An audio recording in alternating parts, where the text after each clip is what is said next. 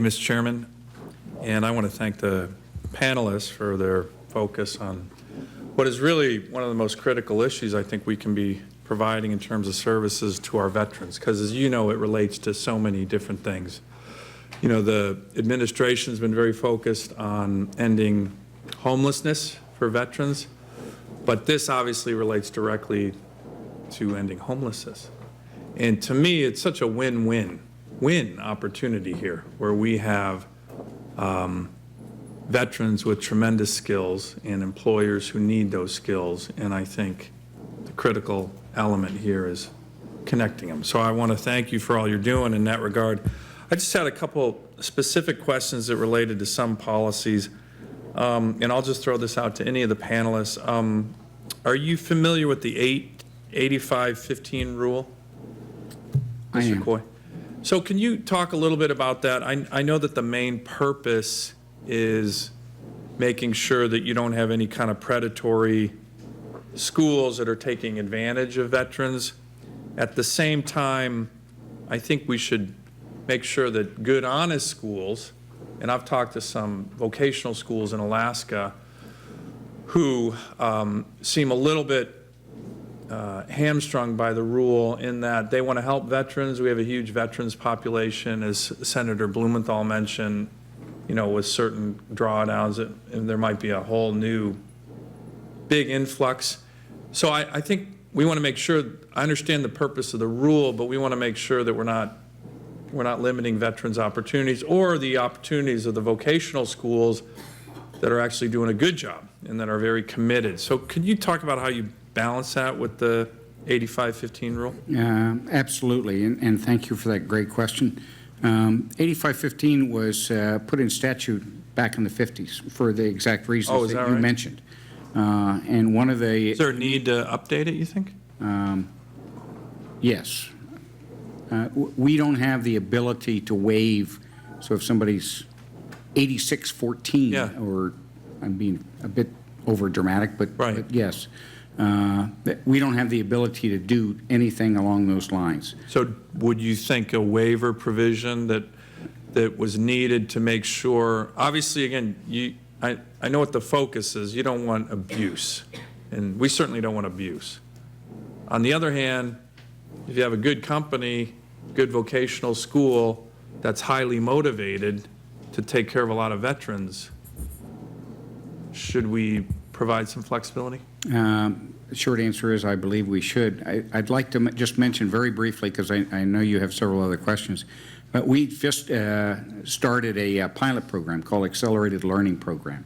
And what that does is it's a $5 million pilot program that we have 8 contracts with 8 vendors. They're all IT vendors, and they teach a very specific course. We structure the contract such that they're incentivized to have people apply, they're incentivized for people to complete, and they're incentivized for people to get employment at the end. Many of these places have 95% placement rates at the end of this process. None of these vendors probably would have been able to be leveraged with the GI Bill because of things like the 85-15 rule. So this pilot is out there to see if that's a viable option to be able to look at where, in fact, we could propose legislative changes.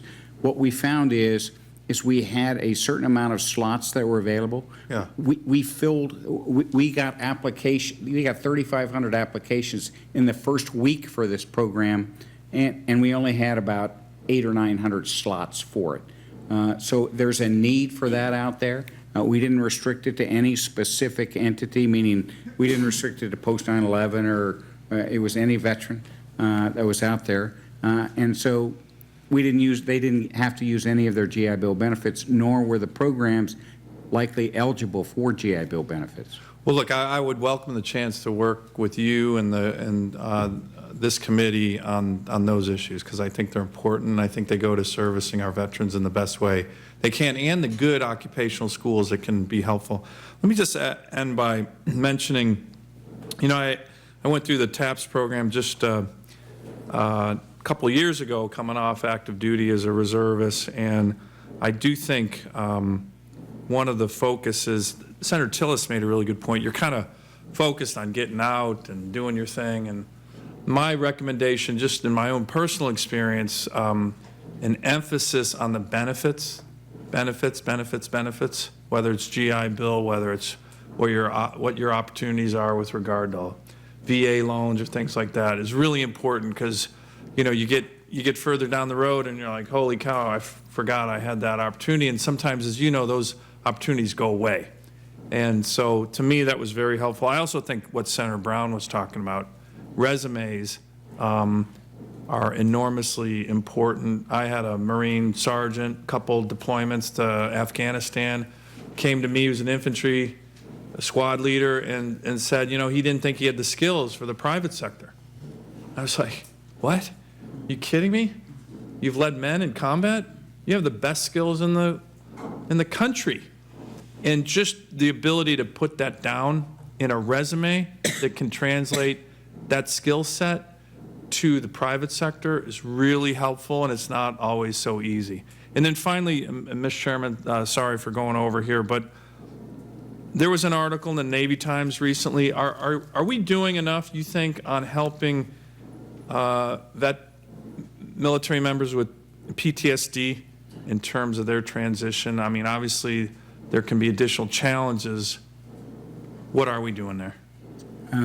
I'll take that on very briefly, and then perhaps Secretary Gerten could add to it. She mentioned it a little bit in her oral testimony in terms of the VOC rehab program that we have. The vocational rehabilitation and employment program that we have are for wounded warriors and disabled veterans, and that, of course, includes those with PTS.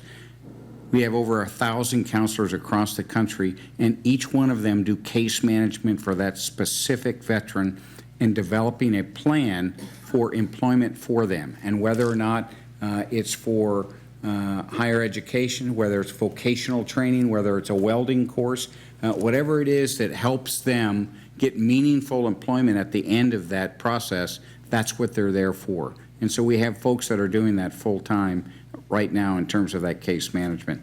I know Secretary Gerten can talk about the American Job Centers and what they're doing for disabled veterans as well. So for individuals with a service compensable disability, we do have the Jobs for Veterans State Grants, the Disabled Veterans Outreach Program. Those counselors provide one-on-one employment support in terms of developing an individual employment plan, developing training programs. So they might not be in the VOC rehab program, but they can certainly be there. That counseling can persist for as long as the individual needs it, until we find a way where they can be trained and entered employment. We also do a tremendous amount of outreach to employers on how to handle an individual with PTSD in the workplace. We have on our website the American Heroes at Work tool for employers to use so that they can be better acculturated to individuals with PTS in their workplace. Great. Thank you. Thank you, Mr. Chairman.